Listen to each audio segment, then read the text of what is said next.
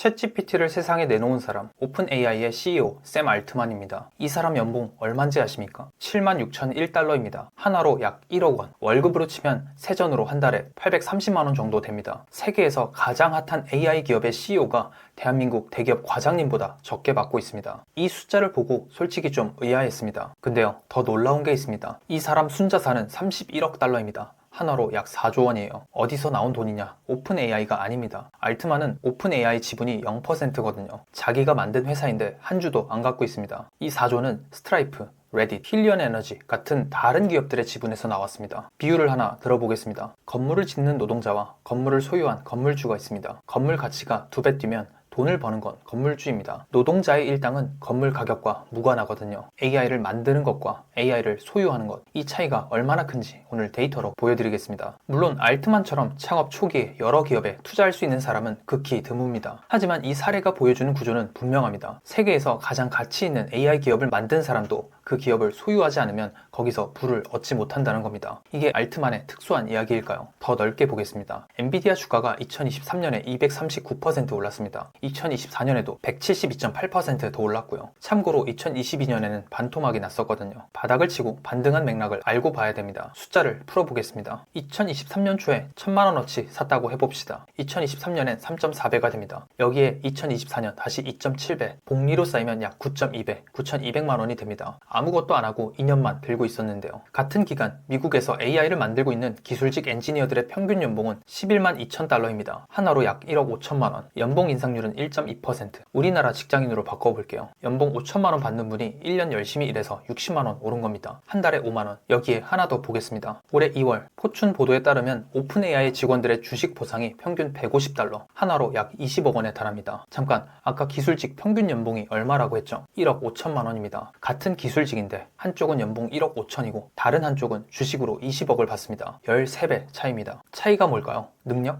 노력? 둘 다 필요합니다. 하지만 같은 능력, 같은 노력이라도 소유 구조에 따라 결과가 완전히 달라집니다. 회사의 지분을 받았느냐, 못 받았느냐. 정리하면 AI 산업 안에 세 층위가 있습니다. 하나, 지분을 소유한 투자자, 엔비디아 2년 만에 9.2배. 둘, 회사에서 주식 보상을 받은 직원, 오픈AI 직원 평균 20억. 셋, 노동으로 급여를 받는 기술직, 연간 60만원 인상. 저도 숫자를 까봤을 때 조금 놀랐습니다. 같은 산업인데 이렇게 양극화가 일어나고 있으니까요. 나는 열심히 일하면 되지 않나? 간단하게 생각하시는 분들도 있을 겁니다. 저도 그렇게 생각을 했었거든요. 근데 데이터를 보면 열심히 일한 대가로 연 60만원 인상을 받는 동안 소유한 사람들은 수백 %의 수익을 가져갔습니다. 노력이 의미가 없다는 게 아닙니다. 노력만으로 이 격차를 메울 수 없다는 겁니다. 그렇다면 이게 비단 AI만의 이야기일까요? 아닙니다. 사실은 AI 시대에 처음 나타난 이야기가 아닙니다. 아마존이 폭발적으로 성장할 때 물류창고 직원들은 시간당 노동을 했습니다. 상자를 나르고 포장을 하고 배송을 처리했습니다. 근데 벤조스는요, 지분을 소유한 채로 수십조를 벌었습니다. 숫자로 비교해보면 이렇습니다. 아마존 상장 초기에 100만원어치 주식을 샀다면 지금은 수십억이 됩니다. 같은 기간 아마존 창고 직원의 시급은 시장 평균 근처에 머물렀습니다. 회사가 성장한 만큼 직원 월급이 올라가는 게 아닙니다. 회사가 성장한 만큼 지분 가치가 올라가는 겁니다.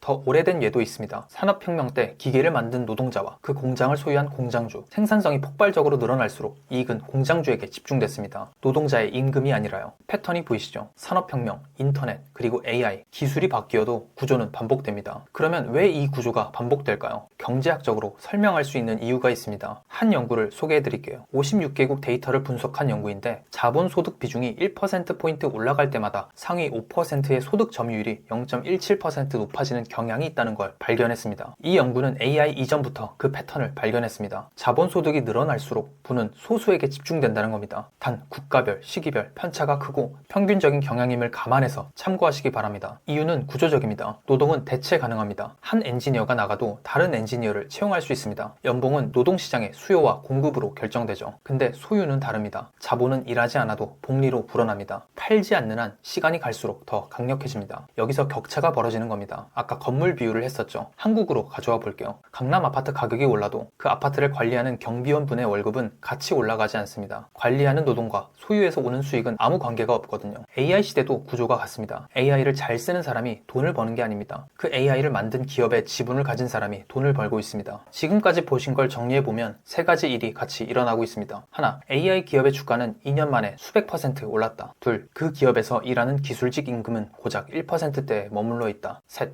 CEO조차 지분 없이는 월급쟁이다. 이건 AI라서 특별한 게 아닙니다. 산업혁명 때도 인터넷 시대에도 생산성이 폭발할 때마다 소유한 쪽이 가져갔습니다. 여기서 오해하지 않으셨으면 하는 게 있습니다. 이 이야기가 어떤 주식을 사세요 라는 뜻이 아닙니다. 특정 종목이 아니라 구조를 보자는 뜻입니다. 한 가지 질문을 해보겠습니다. 여러분, 이번 달 소득에서 급여가 아닌 소득은 얼마입니까? 배당, 이자, 투자 수익, 이걸 자본소득이라고 합니다. 대부분의 직장인은 소득의 90% 이상이 급여입니다. 그 말은 내 소득 구조가 건물을 짓는 노동자 쪽에 100% 몰려있다는 뜻이에요. 어떤 관점으로 봐야 할까요? 아까 세 가지 층위가 있다고 했습니다. 투자자, 주식 보상 직원, 일반 기술직. 이 세 개의 층위가 사실은 소유의 농도로 나뉘는 겁니다. 가장 묽은 소유는 ETF처럼 간접적으로 여러 기업의 지분을 가지는 겁니다. 그 다음은 개별 기업의 주식을 직접 소유하는 거고요. 가장 진한 소유는 회사에서 스톡옵션이나 주식 보상을 받는 겁니다. 이 중에서 어떤 방식이 맞는지는 사람마다 다릅니다. 정답도 없고요. 나이, 소득, 리스크 허용도에 따라 완전히 달라지겠죠. 그건 본인이 판단할 영역입니다. 다만 한 가지는 확실합니다. 소득 구조에서 자본소득 비중이 0%인 상태를